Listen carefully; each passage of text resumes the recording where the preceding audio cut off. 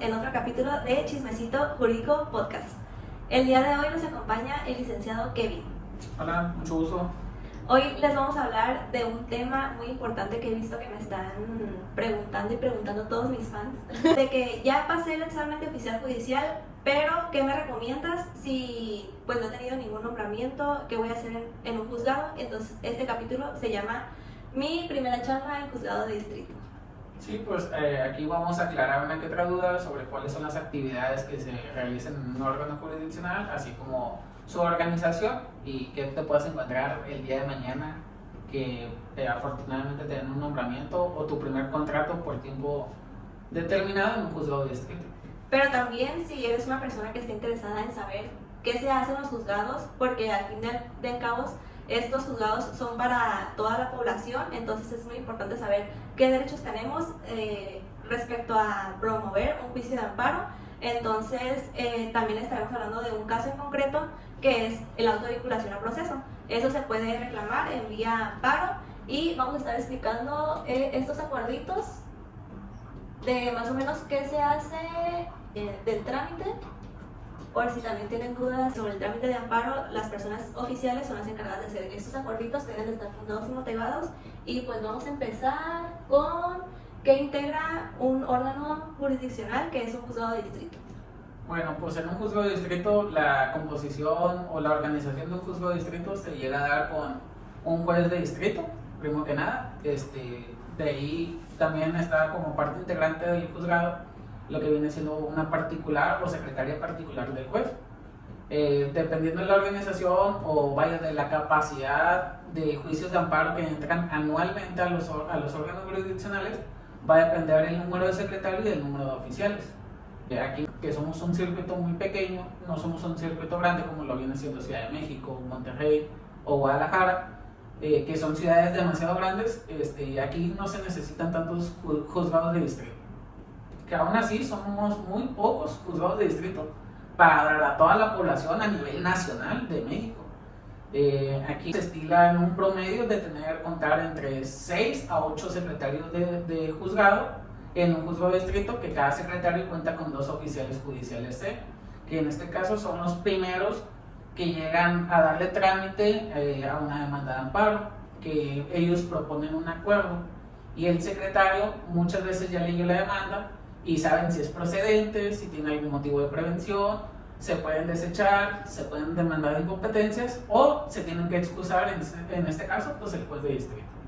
Sí, aquí hay que tener en cuenta en un primer momento que los titulares en el Poder Judicial Federal son los jueces de distrito, a ellos les revisan a su vez los tribunales, ya sea de apelación o colegiado, y pues al final, y estos tribunales están integrados por magistrados, y al final tenemos a los ministros que están en la Suprema Corte, que solamente son 11 para todo México. Entonces lo que nos dice ahorita Kevin, de que un oficial hace estas propuestas de acuerdos. Por ejemplo, es de una admisión. El oficial hace estas propuestas, las termina revisando el juez, pero tiene que pasar también por el secretario. Es como que un escalafón, primero oficial, secretario y juez.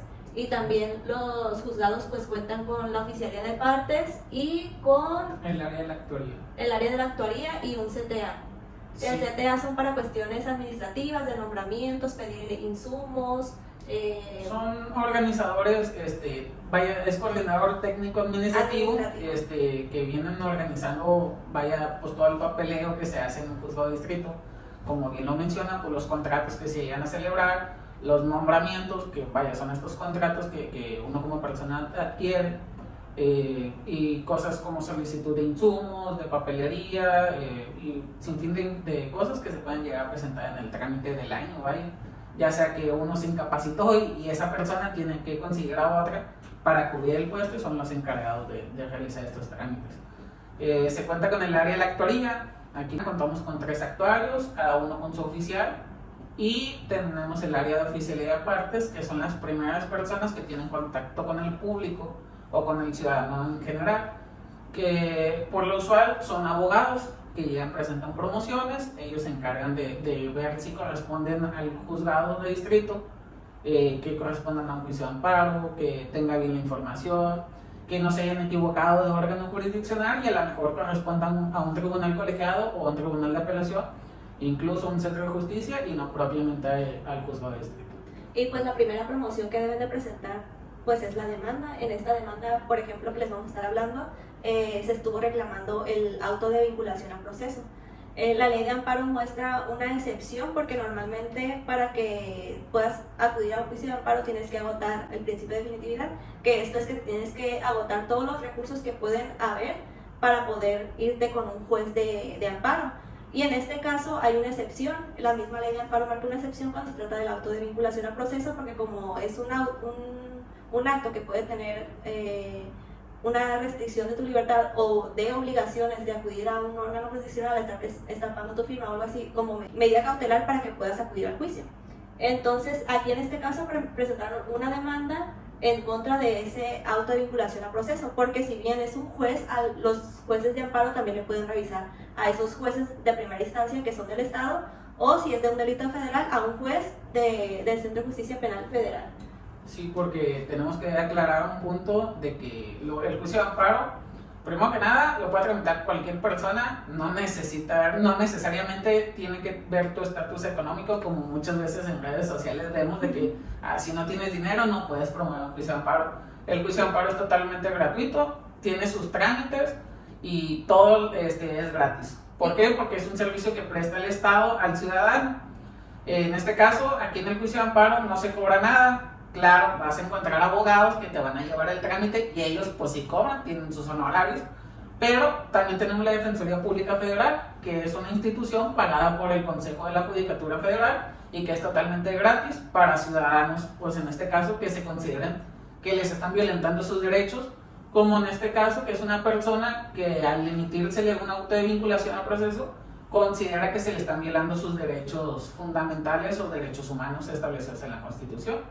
Entonces el abogado pues tuvo que acudir con un oficial de partes a entregar su demanda. ¿Qué se va a necesitar? Pues que lleve las copias necesarias para las partes, las autoridades responsables y los terceros interesados. ¿Quiénes son los terceros interesados? Es, por ejemplo, yo soy la persona que se le hizo una vinculación al proceso y yo le causé un daño a Kevin. Y entonces Kevin es la persona que está interesada en ese procedimiento, en que tiene un interés contrario al mío. Entonces yo acudiría con el juez de amparo y le diría que la autoridad responsable es el juez del centro de justicia y él sería la autoridad responsable, que sería una autoridad que se le va a correr un traslado con una copia de mi demanda, a otra persona va a ser a Kevin y otra persona sería el agente del Ministerio Público que tiene la carpeta de investigación. También en materia penal y en materia laboral se puede suplir la necesidad, de no exhibir copias de la demanda porque hay suplencia de la queja. También en materia agraria, que es con el grupo ejidal nada más, o con los avecindados del grupo o núcleo ejidal. Pues ahí en esas situaciones se puede suplir en la necesidad de exhibir copias, porque se puede llegar a entender que a lo mejor el preso, o en este caso, en caso de materia penal, no pueda contar con los recursos económicos suficientes para poder sacar las copias necesarias para correr traslado. Pero no todas las materias, por ejemplo, materia civil, administrativa, familiar o mercantil, pues ahí sí, esas sí tienen que presentar sus copias necesariamente para correr traslado. Si no, sería motivo de prevención para admitir la demanda. En este caso, que vamos a ver el día de hoy, no se advierte motivo alguno para prevenir la demanda y por esa razón se llega a admitir. Entonces, si ustedes van a ser oficiales del juzgado, tienen que estar muy atentos si tienen que prevenir o no tienen que prevenir para pasarle la propuesta al secretario, que a su vez se lo va a pasar al juez. Y bueno, ahorita podemos hacer eso. Entonces, en este caso, se dice, la demanda está promovida en contra de los actos del juez de primera instancia de control y enjuiciamiento penal y se admite. Se fija la audiencia constitucional, se dice sobre el incidente de suspensión. ¿Qué es el incidente de suspensión? Pues ya lo hemos repetido en otros videos, pero si no han tenido la oportunidad de verlos, el incidente de suspensión es si a mí me va a causar una afectación el acto reclamado, con el incidente de suspensión lo suspendo, vaya la palabra, lo suspendo, para que no me cause un agravio en lo que estoy tramitando el juicio. Por eso es tan importante el juicio de amparo y su diseño está para proteger nuestros derechos, y ese incidente de suspensión suspende el acto mientras se tramita el juicio, porque pues si no, ¿qué caso tendría que pues en lo que se tramita el juicio y eso me está causando un perjuicio?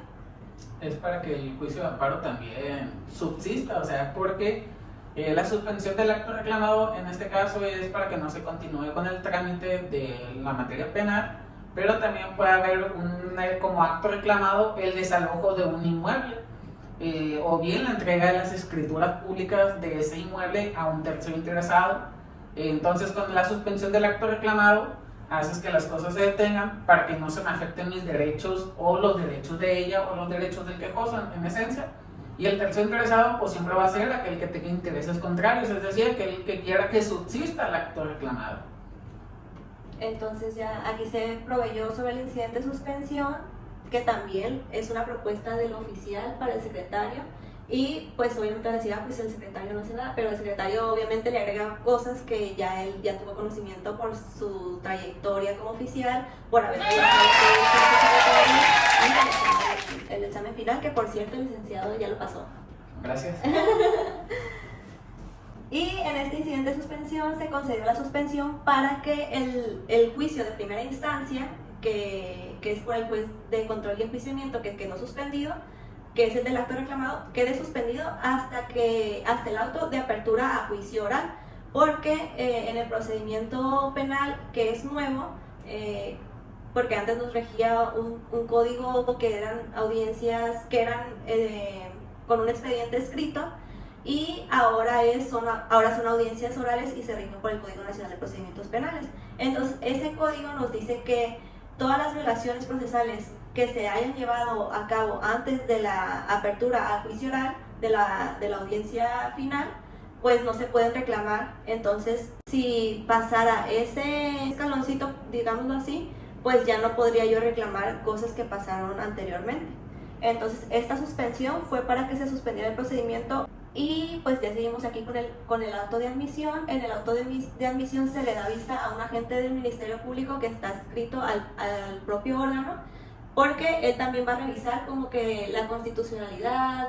Él tiene muchas facultades que son como que otra protección más para los ciudadanos. Luego se rinde el informe justificado. Esto es el juez que está señalado como autoridad responsable va a decir si es cierto o no es cierto el acto reclamado. Aquí, pues como es el auto admisorio, en esta parte en específico se le solicita a la autoridad que rinda su informe justificado, como ya lo mencionó Yaneli. Es con el afán de que la autoridad diga si es cierto o no es cierto el acto reclamado, es decir, si emitió o no emitió el acto reclamado. En este caso, pues si el juez de control, uno es juez de procedimiento, emitió lo que viene siendo el auto de vinculación a proceso. Y pues todo dependerá a lo que informe la autoridad responsable y lo que remita con el informe justificado las constancias que llegue junto con él. Y aquí normalmente, como ya son audiencias orales, te envían el disco, y en el amparo indirecto se estarán haciendo violaciones de lo que ya pasó en el disco. No se pueden hacer cosas que no se pueden alegar cosas que no han pasado.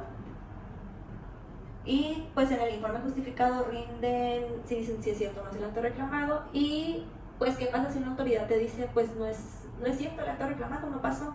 Entonces ahí pues tendría una carga el quejoso de... Va a variar, depende. En este caso el acto reclamado pues es el auto de vinculación a proceso, y la autoridad tendrá que decir si es cierto o no es cierto que emitió el acto. Si dice que sí es cierto el acto reclamado, remitirá junto con su informe las constancias que allegue, donde justifique que sí emitió y su fundamento y por qué fue que emitió el acto reclamado. En este caso pues son audiencias orales y pues ahí se verá en el video donde efectivamente emite su acto reclamado. También puede llegarse a dar el caso donde la autoridad diga que no es cierto el acto reclamado, es decir, que no emitió el auto de vinculación a proceso. Sin embargo, a lo mejor de la audiencia o de las constancias que sean en escrito, que remite la autoridad junto con su informe, se advierta que efectivamente sí lo emitió, y esa negativa se tendrá que desvirtuar con las documentales o con las constancias, o en este caso el video, que allegue la autoridad junto con su informe justificado. justificado. Y aquí hay muchas autoridades, a lo mejor para decir, pues si digo que no es cierto el acto reclamado, ya no van a continuar, no se va a continuar el juicio, o se va a sobreseer. Sobreseer es como, pues ya no tienen, hay causales de sobreseimiento, como para decir, ya no lo voy a estudiar. Entonces, a lo mejor las autoridades podrían decir, voy a decir que no es cierto el acto reclamado para que ya se culmine el juicio, pero de todas formas, de las constancias que obran en el expediente se puede advertir que sí existe el acto reclamado y pues el juicio va a continuar. Y ahí ya las autoridades, que ahorita tú me corregiste, pero continúo diciendo que pues ya pierden la oportunidad de alegar en sí el acto reclamado. Porque, por ejemplo, aquí es auto de vinculación a proceso, pero supongamos que es una orden de aprehensión. Una orden de aprehensión y digan, no es cierto el acto reclamado. Y en realidad sí se llevó, pero se llevó porque había una orden de un juez y todo se puede ser otro legalidad. Juez también, otra autoridad la que haya emitido el acto reclamado y al juez que se lo estén reclamando, pues jamás la emitió. O sea, pueden ser muchos supuestos también. Y pues el caso es que la verdad siempre fue la luz. Definitivamente. Y aquí ya nos va a seguirnos para abajo, dice notificación a las autoridades responsables. Aquí también hay que tener mucho ojo porque también algunas autoridades no reciben los oficios de notificación y dicen, pues ya me salvé, no lo recibí, entonces no voy a tener que promover, no voy a tener que rendir el informe justificado, no voy a tener que acudir al juicio, no voy a tener que hacer nada, pero en realidad el actuario tiene las facultades de levantar una certificación y decir lo que pasa es que no me lo quisieron recibir por esto y por lo otro, y ya el juez valorará si lo va a tener por notificado o por no notificado. Sí, también para que no lo haya querido recibir porque la denominación de la autoridad sea incorrecta y efectivamente sí se haya equivocado la parte quejosa en su escrito de demanda al señalarlo. Cuando sucedan estos casos, el juez de distrito dará vista a la parte quejosa para que manifieste la nueva denominación de esta autoridad.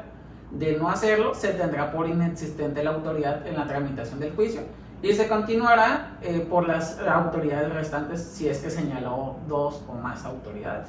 Y todas estas circunstancias pueden ir mermando el juicio y en vez de que sea algo rápido porque no se señaló bien el domicilio de la autoridad o porque la autoridad no lo quiso recibir o todo eso va mermando el juicio.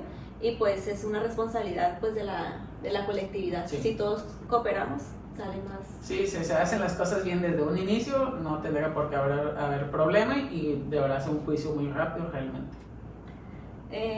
Pues aquí se requiere la autoridad responsable para que esté en actitud de proporcionar un correo electrónico oficial toda vez que se pretende se pretende evitar dilaciones en el procedimiento, pues también es para notificar más rápido, para que se rinda el informe más rápido.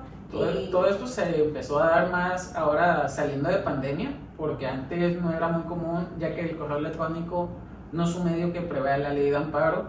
Sin embargo, para agilizar, como lo mencionan ahí en el artículo 17 constitucional, es para agilizar el proceso y que sea más rápido, ya que muchas autoridades residen en Ciudad de México, residen en otra ciudad, que obviamente pues por traslado son 12 horas de traslado, para que lleguen las constancias o su informe justificado mucho más pronto a la ciudad donde reside el órgano jurisdiccional.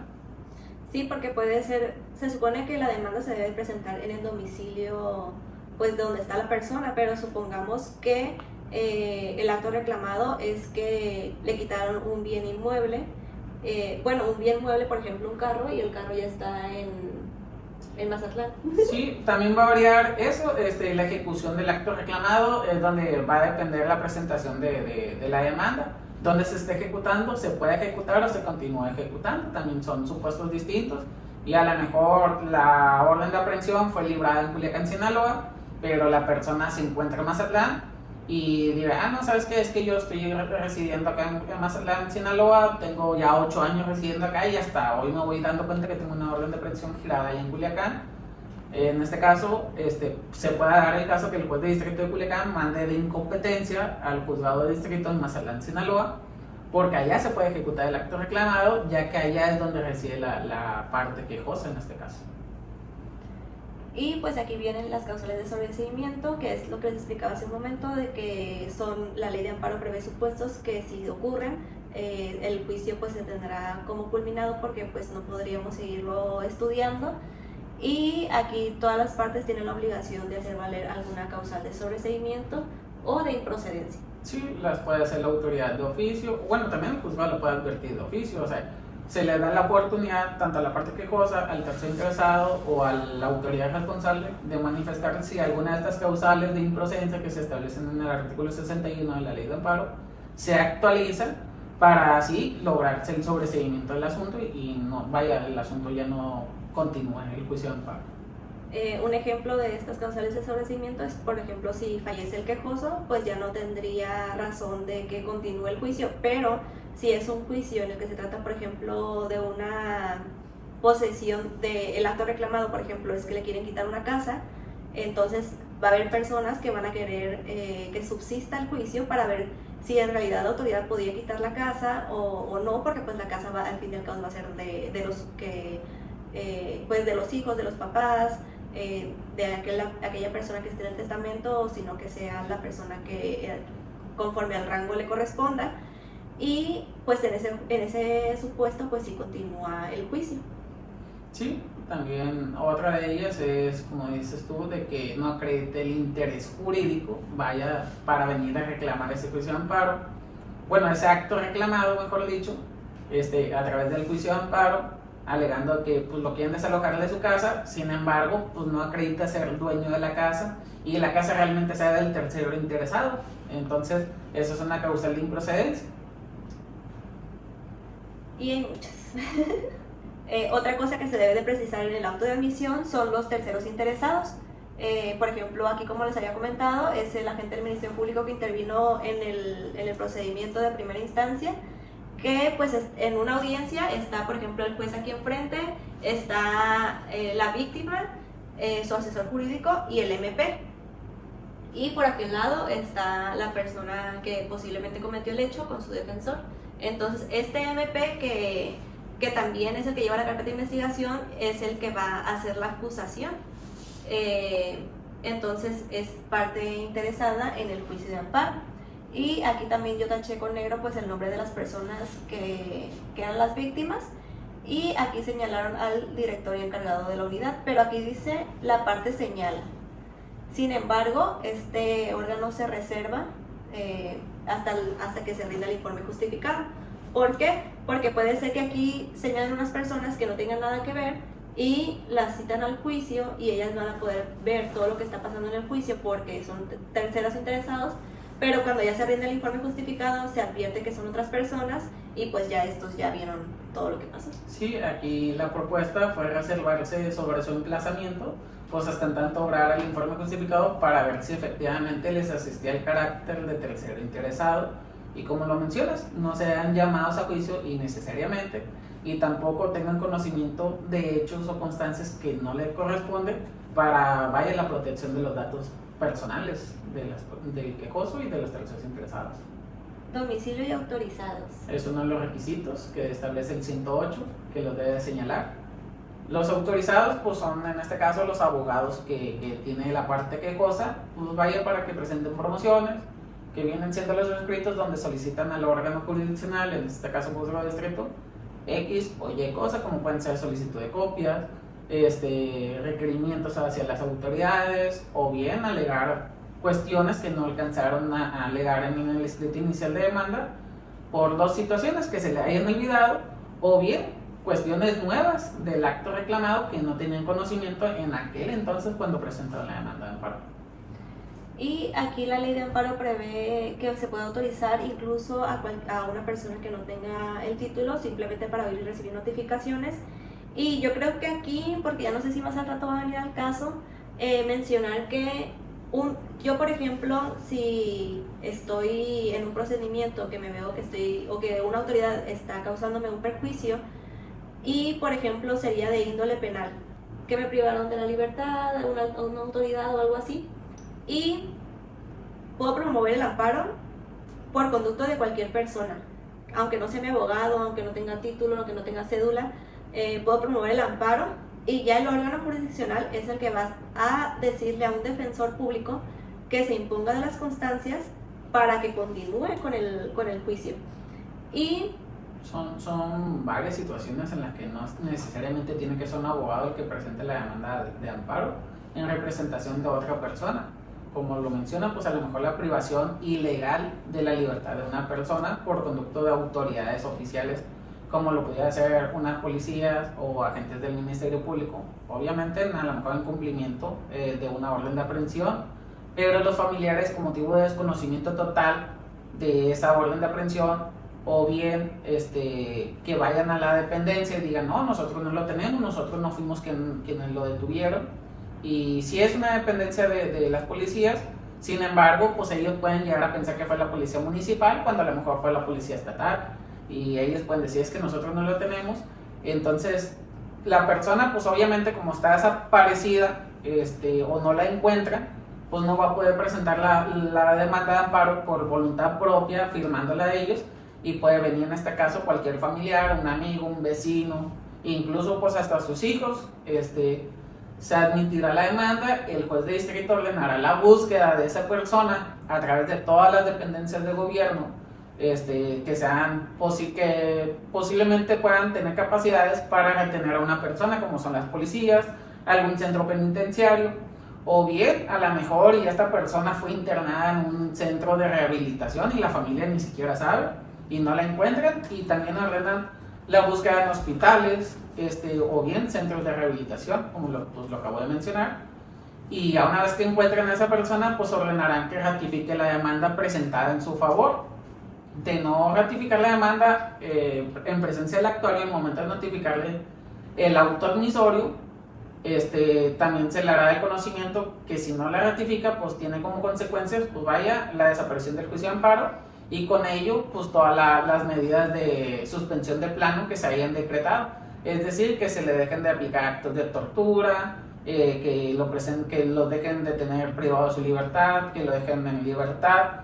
Y son muchas situaciones por las cuales se pueden llegar a dar estas situaciones de desaparición forzada, pero no en todos los casos. ¿Dónde? Te paso el 22.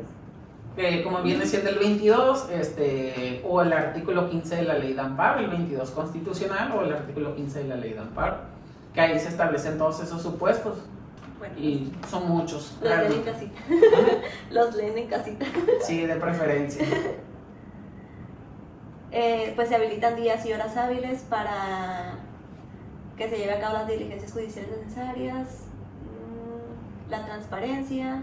Aquí todos los datos que den las partes deben de ser privados, pues siempre y cuando ellos así manifiesten porque también pueden ser públicos. A lo mejor una persona dice, no, pues yo quiero que toda la gente sepa de qué trata mi juicio, pues ya no se suprimen los datos sensibles. Obviamente también se suprimen ciertos datos sin necesidad de que ellos lo soliciten, porque pues también hay cuestiones muy personales que no necesariamente te lo tengan que establecer. Uno los debe poner así en datos sensibles para que la demás gente no sepan qué es esa persona.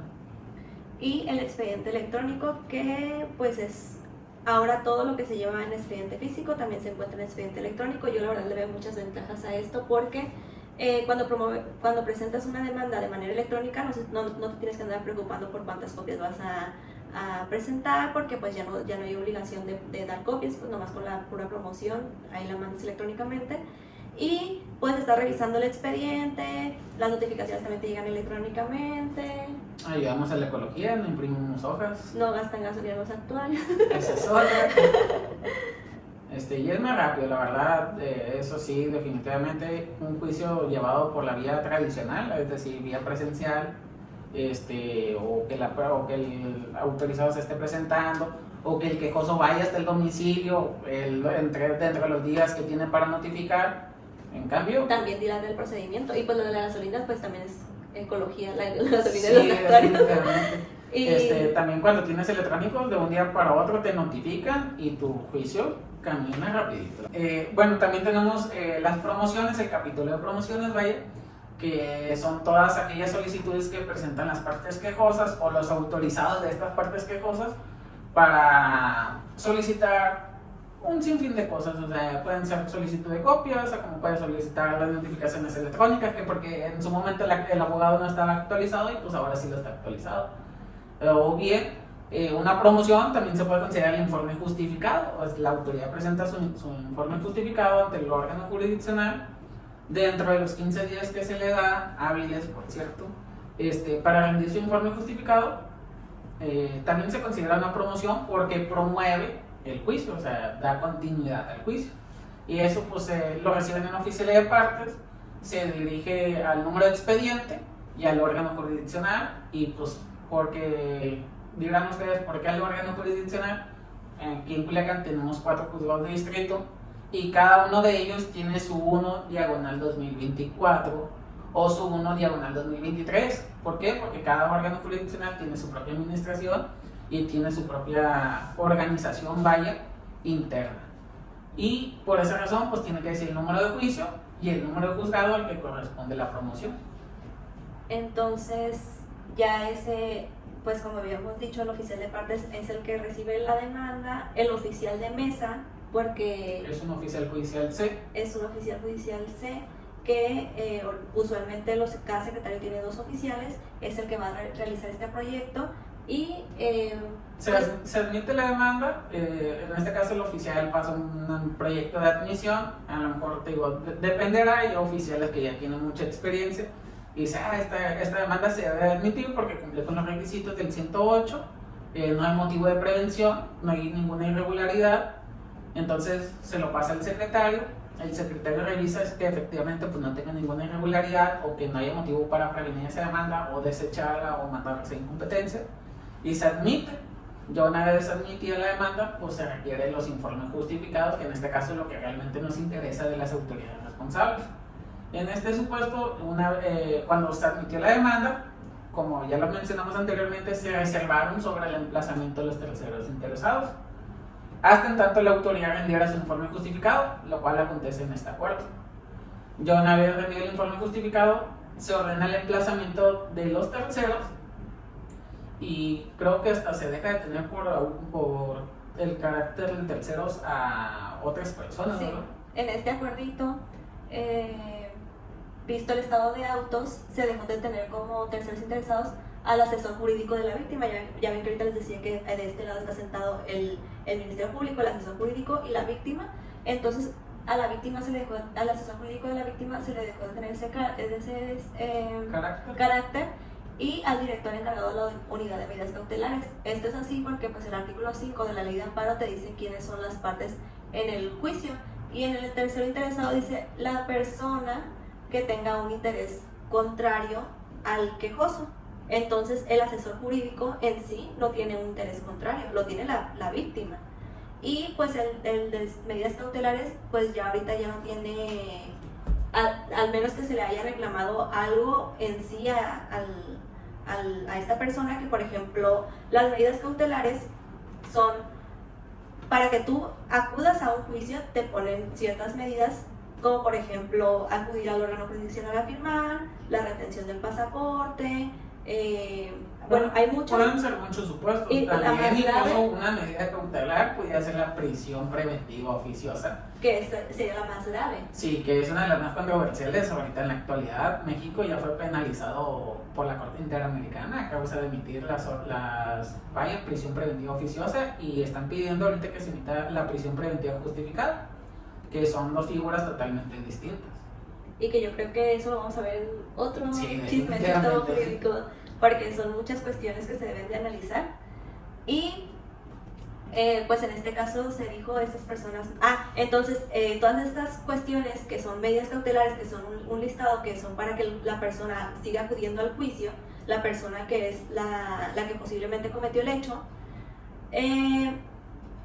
entonces ahí el director encargado de la unidad de medidas cautelares sería parte tercera interesada. Si a lo mejor yo estuviera diciendo, ¿saben qué? Quise ir a firmar, pero no me recibieron, o quise ir a firmar y cambiaron mi nombre, está mal, no lo quisieron cambiar, o lo que sea, cualquier cuestión que se le atribuya a esa autoridad, pero en este caso, pues de los conceptos de violación no se advirtió que esta persona tuviera un interés contrario al del quejoso. Sí, no, y tienen que cuadrar muy en específico como lo establece el artículo 5 en su fracción tercera. O sea, si a él no le interesa, pues vaya, no es parte, en este caso, digamos, no es una parte ofendida o víctima, que son dos figuras también distintas, pues a él le daría igual si deja de existir o no existir el acto reclamado, que en este caso es un auto de vinculación a proceso, porque él únicamente se encarga de que efectivamente se estén cumpliendo las medidas cautelares que se le hayan impuesto al imputado o al indiciado. Y ponen aquí una jurisprudencia, bueno, es una tesis que dice: tercero interesado en un amparo interpuesto por quien se ostenta tercero extraño, únicamente tiene tal carácter la parte en el juicio que tenga interés contrario a los de los quejosos. Y ya viene. Pues sí, en este caso ninguno de ellos dos tienen intereses contrarios a los del quejoso, ya que uno, a pesar de que tiene un nombre muy bonito, pues es un abogado o autorizado en este caso, asesor jurídico, que vendría siendo como el defensor público federal, en este caso de la persona que está siendo acusada. Entonces, este oficial yo le pongo un 10, ha realizado muy bien todos sus acuerdos. Y acá tenemos otro acuerdo en donde se formularon alegatos, que es por ejemplo ahorita que les decía el licenciado Kevin, que pueden venir las partes terceras interesadas y presentar una promoción, que en este caso son alegatos. ¿Qué son los alegatos? Manifestaciones. Viene el tercero interesado, la víctima, y dicen todo lo que, como contestando a lo que dijo el quejoso. Incluso puede decir, todo lo que dijo el quejoso es mentira, porque nunca sucedieron así las cosas. Y puede exhibir pruebas en ese escrito de alegatos, donde él acredite que lo que él está diciendo pues sí es verdad, y lo que está diciendo el quejoso es una totalmente mentira, que se llegan a dar en muchos casos, en muchos juicios de amparo. Y en este caso, porque se presentó el informe justificado, y ahí en el informe justificado venían todas las pruebas, que son los discos, las versiones escritas, que son mínimas, entonces se le tiene que dar a las partes 8 días. Y en este caso, como todavía no transcurrían los 8 días, se difirió la audiencia, notificaron a la víctima y todavía no pasaron 8 días y ya estaba programada la audiencia, como lo vimos en el primer acuerdo. Ahí ya dijeron, la audiencia va a ser tan fecha. Entonces notificaron a la víctima y no había 8 días entre esas dos fechas. Entonces por eso se difirió la audiencia, para que tenga la oportunidad de imponerse de los autos. Sí, también se puede dar los 8 días para las partes a fin de que aleguen algo contrario a lo que está diciendo la autoridad, como ya lo dijimos, que a lo mejor diga él, yo no emití el acto reclamado, y diga el quejoso, no, sí lo emitió, y exhiba las pruebas. O el tercer interesado diga que, oye, se está diciendo que sí emitió el acto reclamado, pero no fue él, fue otra autoridad. Y aquí en el auto de vinculación a proceso se me hace a mí como que las partes no tendrían mucho que alegar, porque, bueno, el quejoso que en este caso es la persona que le estaban atribuyendo el hecho delictivo, no tendría mucho que alegar, porque al fin y al cabo lo que impulsa el auto de vinculación a proceso es la probabilidad de que se cometió un hecho. Entonces no importa mucho de que me digas, oye, ¿sabes qué? Este dato de prueba no lo deben de tomar en cuenta, y así, 1 de 10. Entonces, ¿por qué? Porque aún existe la probabilidad. Con que tumbes uno, no te quita la probabilidad. Sí, si no quitaste ese punto, esa única posibilidad de que sí hayas cometido el delito, no lo vas a tumbar por nada del mundo. O sea. Y por eso lo que mencionábamos ahorita de la prisión preventiva oficiosa, que pues lo vamos a ver con más detenimiento en otro capítulo, pero por ejemplo, tú tuviste la probabilidad de que lo cometiste, y ya te vas a prisión cuando se supone que hay una presunción de inocencia. Sí. Y aquí este oficial citó una tesis también sobre la audiencia constitucional, aun cuando el quejoso o tercer interesado conozca el informe justificado que rindió la autoridad responsable o fuera del plazo legal, si no mediaron por lo menos 8 días entre su notificación y la fecha para su celebración, aquella debe diferirse independientemente de que se solicite. Y en el juicio de amparo, otro punto muy importante, aparte de que dicen que es únicamente para personas ricas, cosa que es totalmente falso. El juicio de amparo no se ven controversias o pleitos, por decirlo así, entre vecinos, entre algún familiar, entre algún socio y otro. No, el juicio de amparo ve actos que emiten autoridades, como viene siendo el Seguro Social, el ISSSTE, las fiscalías, un juez de primera instancia, ya sea en materia agraria, civil, familiar, mercantil, y el quejoso, que en este caso vendrá siendo cualquier ciudadano, y vuelvo a repetir, no es necesario ser rico, como menciona, para llegar a presentar uno de estos juicios. Y aquí en este caso a lo mejor intervienen dos personas, pero en realidad lo que se está reclamando es el acto del juez de primera instancia. La decisión del juez de haber emitido el auto de vinculación al proceso. Porque a lo mejor pensó que hubo una violación al procedimiento, que eso, pues conforme a la Constitución, todas las autoridades deben de hacer sus actos, pues conforme está en la ley. O también la parte que cosa se considera inocente, o si lo es. No se sabe, o sea, pueden ser muchas situaciones donde a lo mejor el juez de primera instancia determinó nada más vincularlo al proceso sin tener pruebas, y el quejoso diga, hey, pues ni siquiera me demostraste tener pruebas en mi contra y aún así me estás vinculando al proceso. Entonces, si ustedes van a tener su primer nombramiento en un juzgado, puede ser que sea como oficial de partes o como oficial de mesa. También puede ser oficial de actoría. Oficial de actoría. Pero eso ya será determinado por el juez o las personas encargadas de coordinar administrativamente a su personal para tener un mejor desempeño en el órgano jurisdiccional.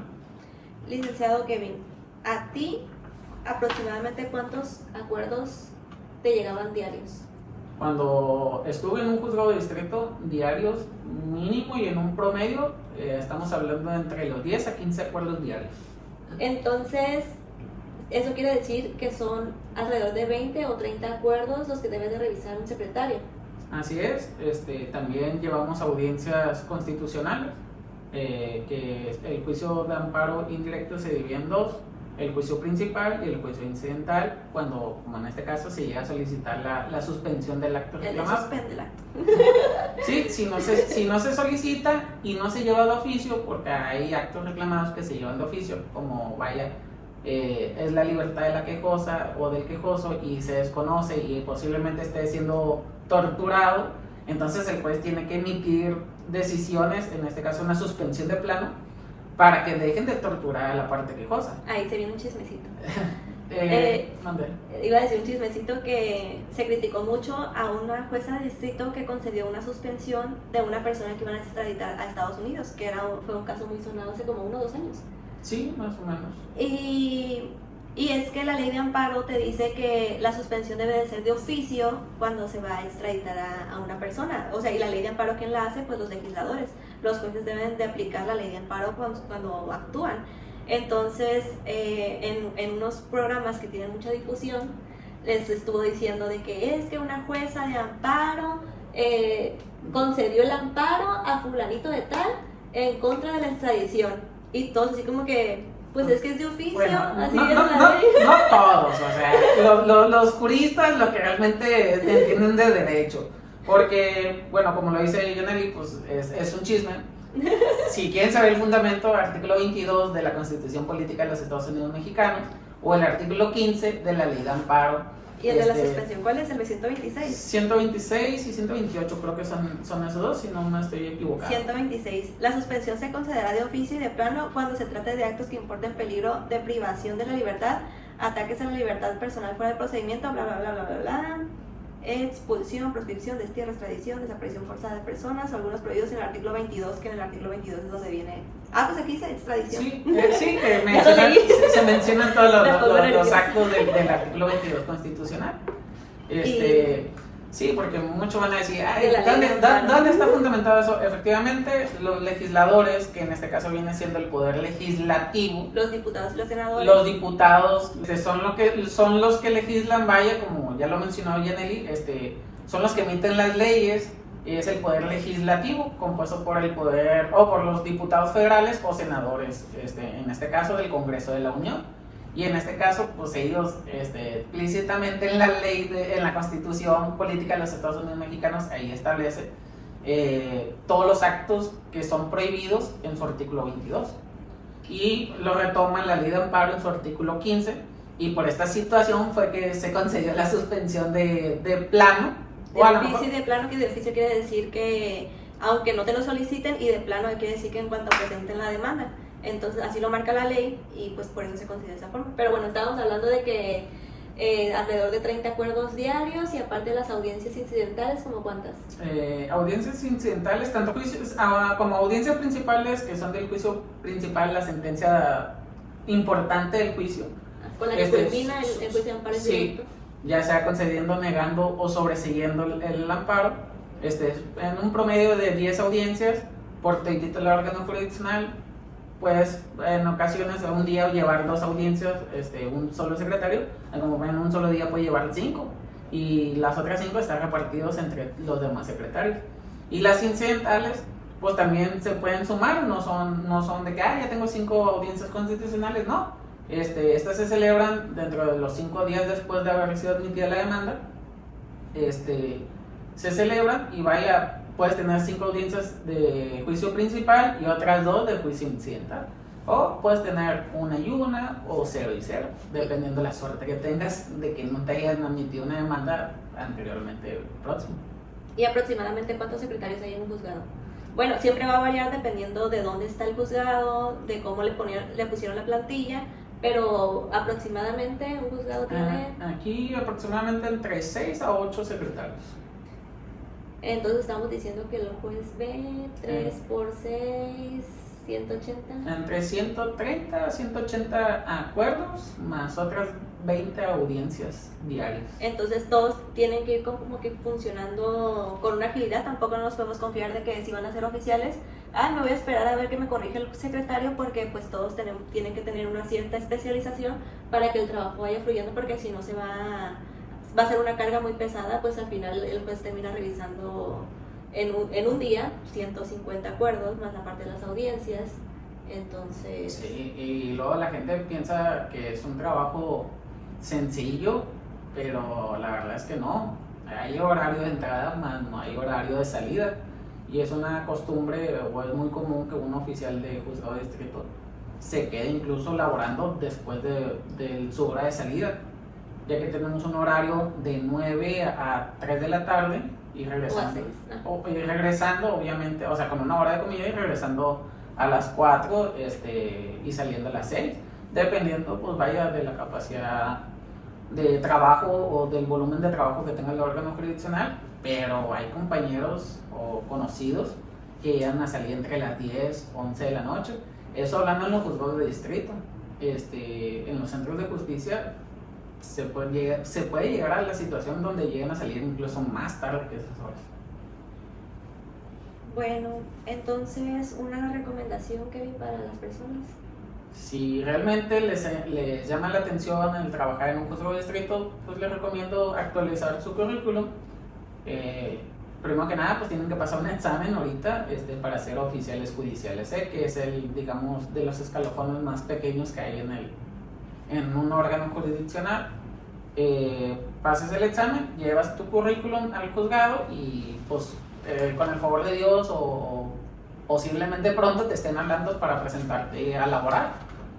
Y si te llama mucho la atención, pues te leas un poco lo que es la ley de amparo. Tampoco es tan difícil en el sentido de que va a haber acuerdos muy sencillos a como va a haber acuerdos muy, muy complicados, más cuando vas iniciando. Sin embargo, sí debes de tener una cierta organización para poder desarrollar tus actividades diarias. ¿Tú más o menos qué organización tenías? Variaba, dependiendo del día, pero lo mejor que puedes hacer es hacer tablas. Yo en mi caso hacía tablas, ponía el número de juicio y le ponía observaciones y los agendaba, porque pues obviamente hay términos y plazos que se conceden en la ley para emitir algún acuerdo o que den cumplimiento a algún requerimiento que formule en este caso el juez de distrito o el órgano jurisdiccional, como desees llamarlo. Y pues sí, agendarlos, o sea, poner el número de juicio de amparo, qué es lo que se debe de hacer dentro de 5, 10 días, 3 días, 15 días o un mes, que por lo regular es la fecha que se señala para la celebración de la audiencia constitucional. Y pues llevar bien actualizada esa lista para poder que no se te pase ninguna situación de que se deba de cumplir con los requisitos, porque también hay responsabilidades para el oficial judicial y para el secretario, tanto para el juez, si omites hacer uno de estos pasos, dentro de los plazos que se establecen en la ley. Bueno, yo le quisiera agradecer mucho al licenciado Kevin y pues a las demás personas que han participado en este podcast, porque es muy importante que sigamos con esta labor de difusión, porque la sociedad en sí, si todos estamos bien, es más fácil que uno esté bien. Por ejemplo, somos 5 personas, si 4 están bien, el otro por ende también va a estar bien. Entonces tenemos que seguir con esta labor de difusión para que todas las personas estén informadas y sepan sus derechos, sepan para qué sirven los juzgados federales y por ende, si todos actuamos conforme a la ley, todas las autoridades, esperemos en el momento en que ya no se ocupen los juzgados federales, porque no haya ninguna autoridad que viole algún derecho fundamental o que ninguna persona se sienta agraviada. Entonces, pues si entre todos nos apoyamos, vamos a seguir estando bien. Sí. Soy muy mala para hablar, pero esperemos mejorar próximamente. No te preocupes, se da con la práctica. Esperemos también mejorar nuestra forma de comunicar para que esto sea de más provecho para todas las personas. Y en el próximo capítulo será también mi primera chamba, pero en tribunal colegiado, que son ahora los magistrados, y nos estarán acompañando los muchachos practicantes del tribunal colegiado. Y también, si tienen otras dudas, recomendación, ya sea como para disipar estas dudas o estas incógnitas, ya sea que porque les contaron en televisión, por algún medio de comunicación, ya sea alguna plataforma de red social, y tienen dudas de qué se hace realmente en un juzgado de distrito, pueden acudir a un juzgado de distrito y solicitar que pues le brinden información, ya sea como de qué se hace aquí y si todo lo que acabamos de decir, o bien si lo que dicen en esos medios de comunicación, eso no es cierto, y así ustedes generan su propio criterio, o bien también adquieren un poco de conocimiento propio para determinar pues, si efectivamente quieren acceder a lo que es a la carrera judicial. O también nos los pueden poner en los comentarios y vamos a tratar de disipar esas dudas con fundamentos legales, con ejemplos, y suscríbanse.